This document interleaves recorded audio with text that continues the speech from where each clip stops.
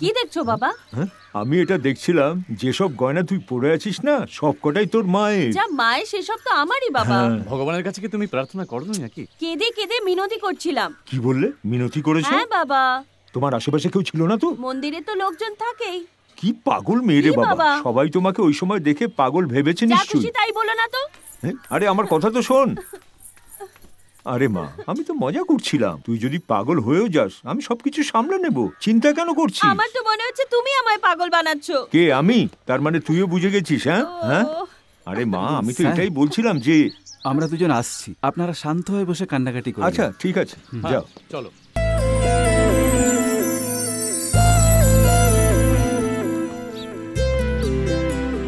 সারা নেশাটাই হলো না।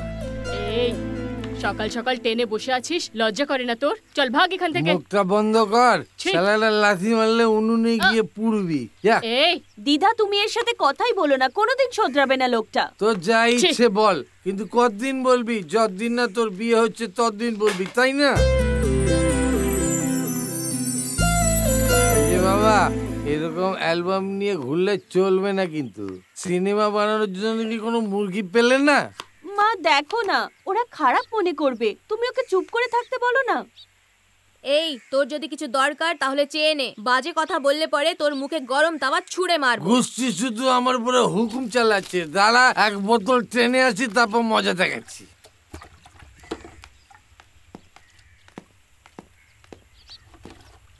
আমি মন্দিরের পাশে তোমার জন্য অপেক্ষা করব, কিছু কথা বলার আছে।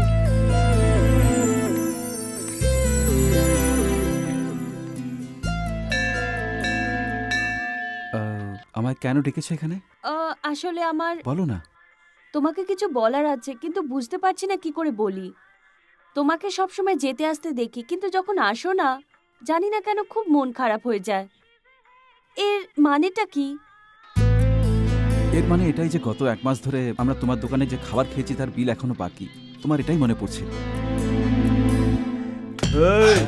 সব জায়গায় কিন্তু আমাদের শাসন চালাতে হবে, বলে দিলাম। হ্যাঁ, চটি ছুটছে কে রে? হ্যাঁ, এই চারিদিকে লক্ষ্য রাখ। এমন শোন, এদিকে তোর বউ পালিয়ে যাওয়ার পর তুই তোর শালিকে রেখেছিস, কিন্তু তোর বউ কার কাছে আছে? যে তোর বউকে রেখেছে। তুই আমার ব্যাপারে কথা বলছিস? তুই কে? এই আমরা পঞ্জিকা দেখে বাড়ি থেকে বেরিয়েছিলাম না? দেখেছিলাম তো। মুড তো ভালোই ছিল বস। প্রাণে মেরে দেবো। এই আমার জন্য একটা দারুণ আর মশলা চা বানা। হ্যাঁ, দার্জিলিং এর পাতা দিবি। হ্যাঁ, খবরের কাগজটা এখানে রাখ। দাদা, নুন দিয়ে চা বানিয়েছে। বের করে ফেলে দে আর খেয়ে নে। এই এদিকে, ও তো বলছে যে এতে মাছি পড়েছে। আমাদের এখানে তো বিরিয়ানিতে মুরগি থাকে। ইয়ার কি মারছিস নাকি? এক থাপ্পড় মেরে গাল লাল করে দেবো। এটা ধর, যা দুধ নিয়ে আয়। কি ভেবে রেখেছে? এ নাও দুধ। হ্যাঁ, এতে টিকটিকি পড়েনি তো? না, সাপ পড়েছিল। হ্যাঁ ঠিক আছে ঠিক আছে। খবরটা পড়া যাক। একটা কড়া করে চা দিত। কি দিনকাল পড়েছে, একটা বিড়ির জন্য চটি দিয়ে মার খেয়েছে। হ্যাঁ, সোনা, তোমার শাড়ির আঁচলটা একটু সরাও না।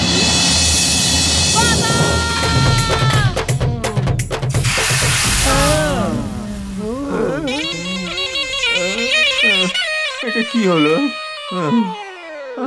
জিজ্ঞেস না করে কেন মারলে আমাকে দাদা?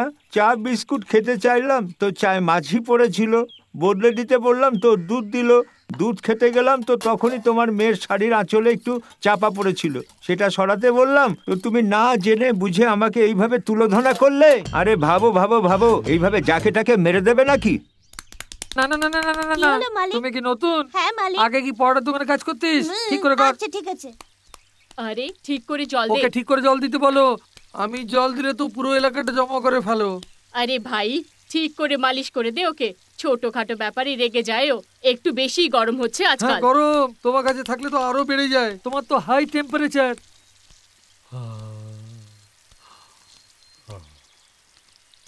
হে ভগবান, ঘুমানোর সময়ও তো নাক দিকে বিরক্ত করে দেয়, এখন মালিশ করানোর সময়ও।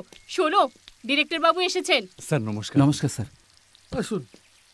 আমি তো গতকালই আসতে বলেছিলাম। আমরা বেরিয়েছিলাম কিন্তু কেউ একজন হাঁচি ফেলেছিল, অযাত্রা হয়ে গেল, তাই আর আসেনি। যে হেঁচেছিল তার মুখ ফাটিয়ে দিতে। তাহলে সিন্ধুর বাবার নাক ভেঙে শোনো, দেওয়া যাক। তোমার ছেলেটাকে ডাকো।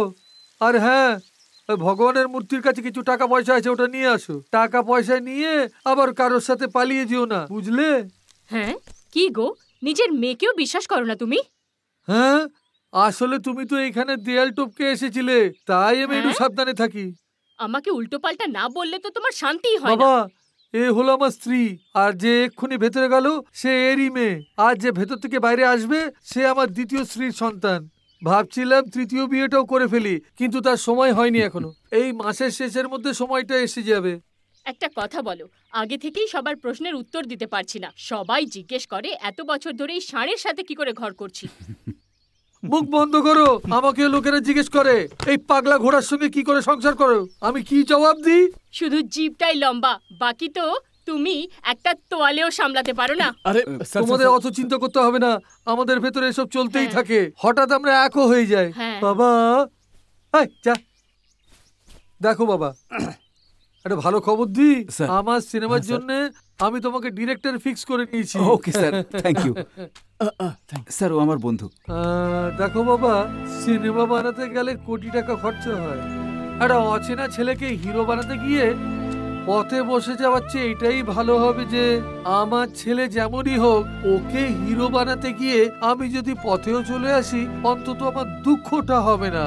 আমি আমার ছেলের জন্য কিছু চেষ্টা তো করেছিলাম, সেই সান্ত্বনা থাকবে। সুযোগটা হাতছাড়া করিস না, একটা চ্যালেঞ্জ হিসেবে নে। পরিবারের লোকজনরা চাইছে যে অকর্মণ্য হিরো হয়ে যাক। আমি তো তাদের বিরুদ্ধে যেতে পারি না, কারণ আমাকে ওদের সঙ্গে থাকতে হবে। আমি কি কিছু ভুল বললাম? আরে মুখ দেখছিস কি? টাকাটা দে। এই নাও, ডিরেক্টর বাবুকে নিজের হাতে অ্যাডভান্সটা দাও। Thank you sir. বাবা, আমার নিজের ছেলের থেকেও আমার তোমার উপরে ভরসা আছে। Okay sir. যেই গল্পটা আমার ছেলের জন্য একেবারে ফিট, সেটা তাড়াতাড়ি লিখে নিয়ে আমার কাছে এসো। আসছি স্যার। আর শোনো বাবা, যদি কোথাও শুটিং হয় তাহলে আমার ছেলেকে নিয়ে যাও, অন্তত কিছু একটা শিখবে। আরে ভগবান, তুমি একে কাজে লাগিয়েছো না? মালিশ করে কম আর ফাজলামো করে বেশি। চলো, তুমি আমায় মালিশ করে দাও। মালিশ করতে হবে? হ্যাঁ। আরে আরে আরে আরে, কি করছো তোমরা আমায়? এর থেকে ভালো সিন আমি বলছি আর কেউ লিখতেই পারবে না। দারুণ হয়েছে।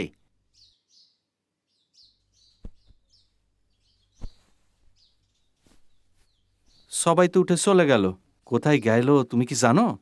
জানি তো, উনি এমনি এমনি উঠে চলে যাননি। উনি খুশি মনে বসেছিলেন তোমাদের সিন শুনে। হ্যাঁ হ্যাঁ হ্যাঁ, দুঃখিত হয়ে, বিরক্ত হয়ে, কষ্ট পেয়ে এখান থেকে চলে গেলেন। সত্যি বলছি, এর পাপ তোমাদের অবশ্যই ভোগাবে।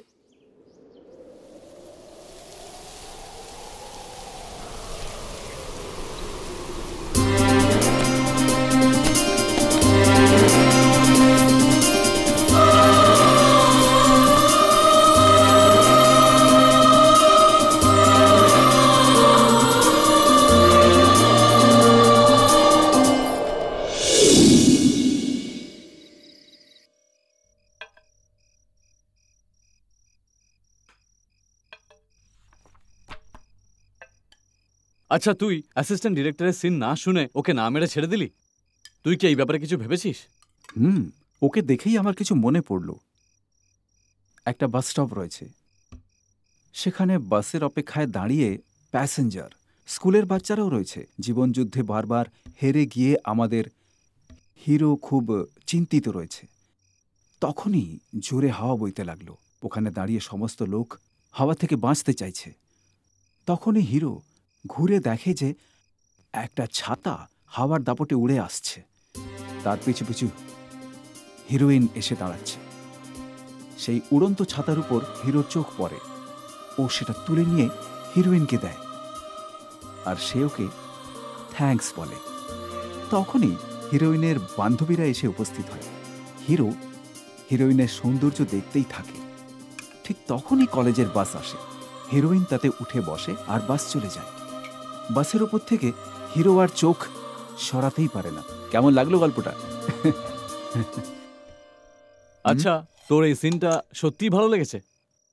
কেন, তোর পছন্দ হয়নি? না, হাওয়াতে ছাতা উঠলো ঠিক আছে, হিরো ছাতা তুলে মেয়েটাকে দিল, তাও ঠিক আছে। তারপর মেয়েটা হাসলো, সেটাও বেশ। কিন্তু এতে প্রেম কি করে হলো? যা হলো তাতেও খুশি হলো, আর সেই খুশি ওকে সেই জায়গায় পুনরায় নিয়ে আসে। হিরোর হিরোইনকে দেখার ইচ্ছে হলো, একেই তো প্রেম বলে।